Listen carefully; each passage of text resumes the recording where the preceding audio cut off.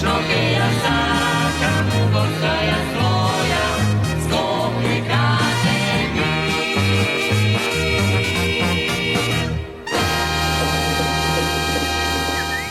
Градоначалникот на Скопје Орце Ѓоргиевски најави дека постапките на терен за БРТ проектот ќе започнат во 2027 година, додека во меѓувреме ќе се реализира набавка на повеќе од 100 нови автобуси за обнова на јавниот превоз. Во интервју за Радио Слободна Европа тој посочи дека процесот со Европска банка за обнова и развој е откочен по повеќе месечни напори и дека во втората половина од годинава се очекува почеток на тендерска постапка. Според него станува збор за сериозен проект кој треба да придонесе за намалување на сообраќајните гужви и подобра организација на јавниот превоз во главниот град.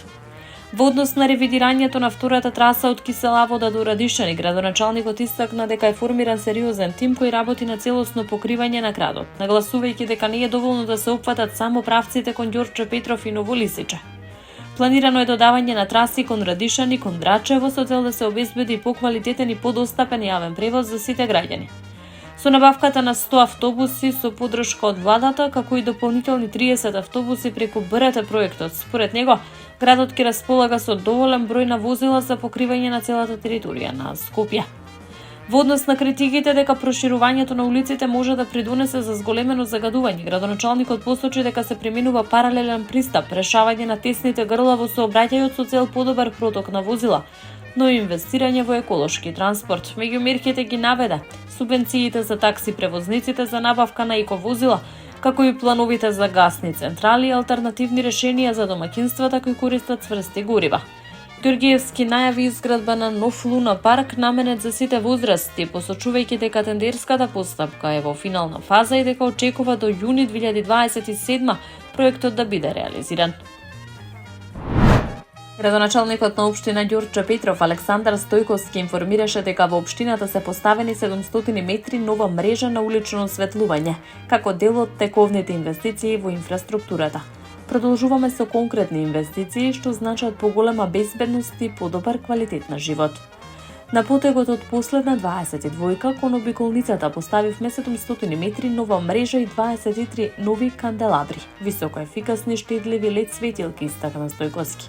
Со реализацијата на овој проект, како што посочи, значително се зголемува безбедноста на сите учесници во сообраќајот, возачи, пешаци и рекреативци, особено во вечерните часови.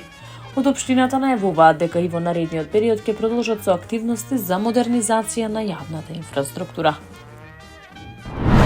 Во Општинското основно училиште Браќа Миладиновци се одржува третото коло од општинскиот шаховски турнир, единствен масовен настан организиран за основци во општината, информираше градоначалникот на општина Аеродром Дејан Митевски. Горди сме што меѓу учениците од нашите основни училишта има огромен интерес за спортот, што ја развива логиката, концентрацијата и ферплей духот кај младите, напиша Митевски во објава на социјалните мрежи. Тој упати благодарност до организаторите, наставниците и сите учесници кои, како што истакна, придонесуваат турнирот да биде успешен и инспиративен за младите шахисти. Да го негуваме шахот, играта што учи на размислување, трпение и сигурни потези во животот, порача Митевски. Градоначалникот на општина Бутел Дарко Костовски информираше дека започнува изградбата на 40 пешачки и пристапни патеки до стамбените згради во населбата Скопје Север. Денес започнуваме со изградба на 40 пешачки и пристапни патеки до стамбените згради со павер елементи во Скопје Север. Ке се реконструираат пристапните влезови на стамбените згради на улиците Бороменков, Лазо Москов, Гоце Стојчевски и Кустурска. Ке се надмине проблемот со поплавување на влезовите, истакна Костовски. Според него, со овој проект значително ќе се подобри пристапноста и безбедноста на жителите, ќе се решат и долгогодишните инфраструктурни проблеми поврзани со одведување на атмосферските води. Костовски додаде дека градежното лето ќе се реализира со засилена динамика, при што, како што нагласи, се почитуваат сите рокови и дадени ветувања кон граѓаните.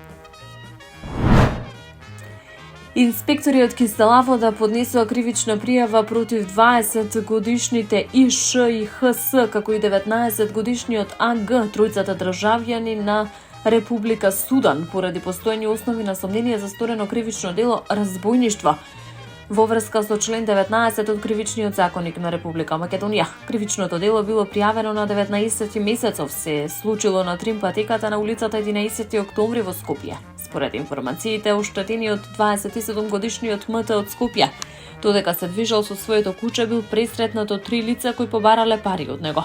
Откако им одговорил дека нема пари, тие извршиле пребарување по неговите џебови. Потоа физички го нападнале, нанесувајќи му видливи повреди, пошто се оддалечиле во непознат правец.